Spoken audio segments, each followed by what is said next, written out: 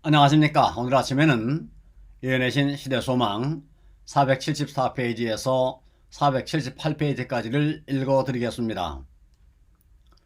예수께서는 일어났던 일에 대하여 들으셨다. 그리하여 얼마 후 소경되었던 자를 보시고 내가 인자를 믿느냐고 하셨다. 소경되었던 사람은 처음으로 그를 낫게 해주신 분의 얼굴을 바라보았다. 그는 공회 앞에서 근심하고 당황하는 그의 부모를 보았으며 랍비들의 찌푸린 얼굴도 보았다. 그러나 이제 그의 시선은 사랑스럽고 평화스러운 예수의 얼굴에 머물렀다. 이미 그는 큰 희생을 치르고 예수를 하나님의 능력의 대표자로 고백한 바 있었으나 이제는 더욱 높은 계시가 그에게 허락되었다. 내가 인자를 믿느냐?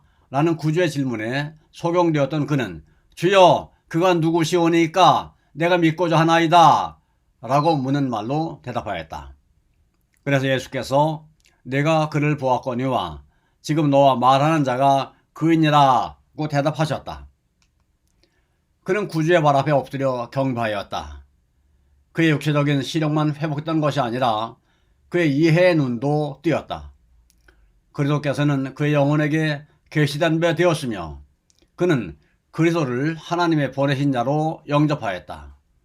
일단의 바리새인들이 가까이 모여 있었는데 그 광경은 그의 말씀과 사업의 효과에 항상 나타난 대조를 예수의 마음에 상기시켜 주었다. 예수께서는 내가 심판하러 이 세상에 왔으니 보지 못하는 자들을 보게 하고 보는 자들은 소경되게 하려 함이라고 말씀하셨다.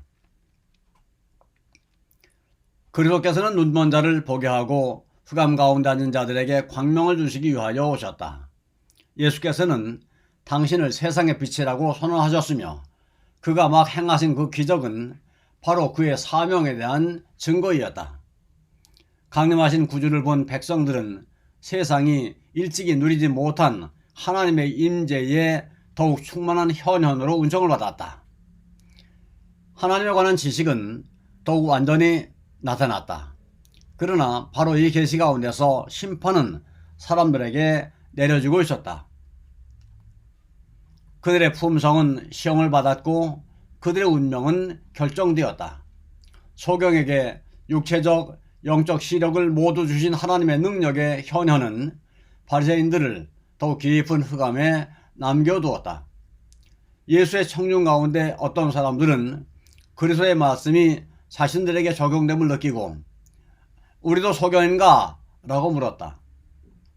너희가 소경되었다면 죄가 없으리라고 예수께서는 대답하셨다. 만일 하나님께서 그대들에게 진리를 볼 수 없게 하셨다면 그대들의 무식은 죄가 되지 않을 것이다.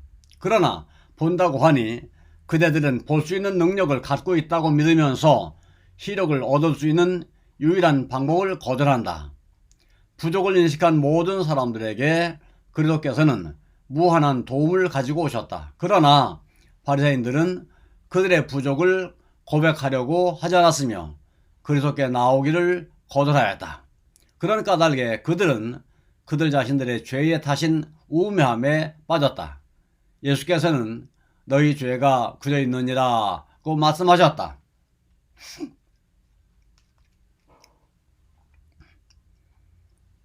제52장 거룩한 목자. 나는 선한 목자라. 선한 목자는 양들을 위하여 목숨을 버리거니와 나는 선한 목자라. 내가 내 양을 알고 양도 나를 아는 것이 아버지께서 나를 아시고 내가 아버지를 아는 것 같으니 나는 양을 위하여 목숨을 버리노라. 다시 예수께서는 저들이 잘 아는 연상의 통로를 따라 그의 청중들의 마음에 접근할 방법을 찾으셨다. 예수께서는 성령의 감화를 차고 신선한 물에 비유하셨으며 당신 자신을 생명의 근원이요 자연과 인류에게 기쁨이 되는 빛이라고 말씀하셨다. 예수께서는 이제 하나님의 아름다운 전원의 장면을 가지고 당신을 믿는 자들에 대한 당신의 관계를 나타내셨다. 그의 청중들에게 있어서 이보다 더 잘 아는 장면은 없었으며 그리고 그리스도의 말씀에 이것을 영원히 당신 자신과 연결시키셨다. 제자들은 양무리를 돌보는 목자들을 바라볼 때면 반드시 구주의 교훈을 회상하지 않을 수 없었다.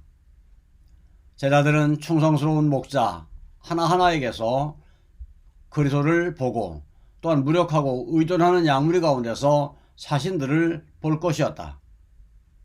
이 상징을 선지자 이사야는 위로하는 말 가운데서 메시아의 사명에 적용시켰다.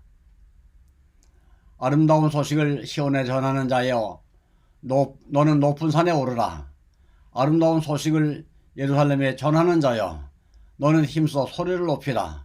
두려워 말고 소리를 높여 유다의 성읍들에 이르기를 너희 하나님을 보라 하라. 그는 목자같이 양무리를 먹이시며 어린 양을 그 팔로 모아 품에 안으시며 젖먹이는 암컷들을 온순히 인도하시리로다. 다윗은 여호와는 나의 목자시니 내가 부족함이 없으리로다 라고 노래하였다. 그리고 성경은 에스겔을 통하여 다음과 같이 선언하셨다.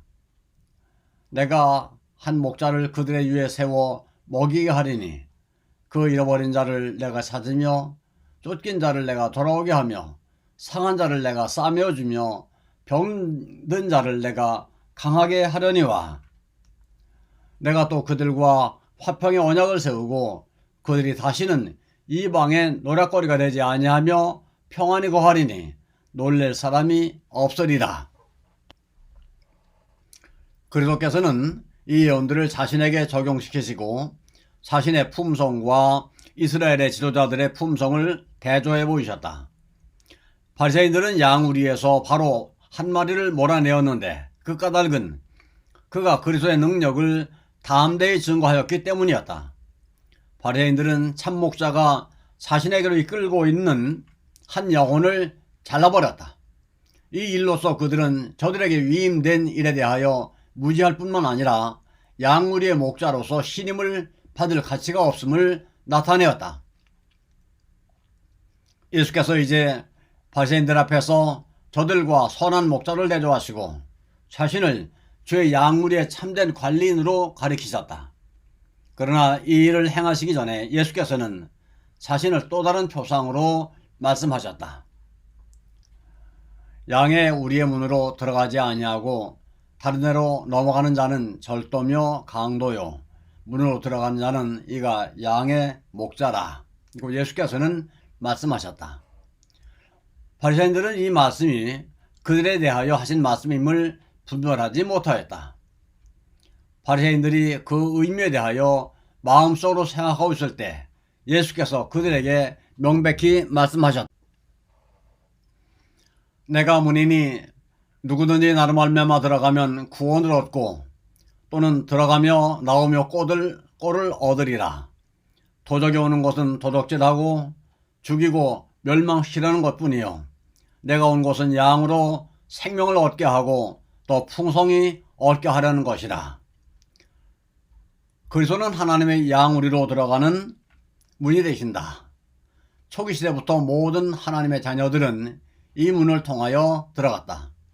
표상 가운데 나타난 바와 같이 상징 가운데 예표된 바와 같이 선지자들의 계시 가운데 나타난 바와 같이 그의 제자들에게 주신 교훈과 사람의 아들들을 위하여 행하신 이적 가운데서 드러난 바와 같이 그들은 예수 안에서 세상 죄를 지고 가는 하나님의 어린 양을 보았다. 그들은 그를 통하여 하나님의 은혜의 양우리 안으로 인도되었다. 많은 사람들은 세상 사람의 믿음의 대상으로 다른 것을 제시해왔다. 칭의와 하나님과의 화평을 획득하여 그의 양우리 안에 들어가라는 바람으로 사람들은 의식들과 제도들을 고안해왔다. 그러나 유일의 문은 그리스도이시다.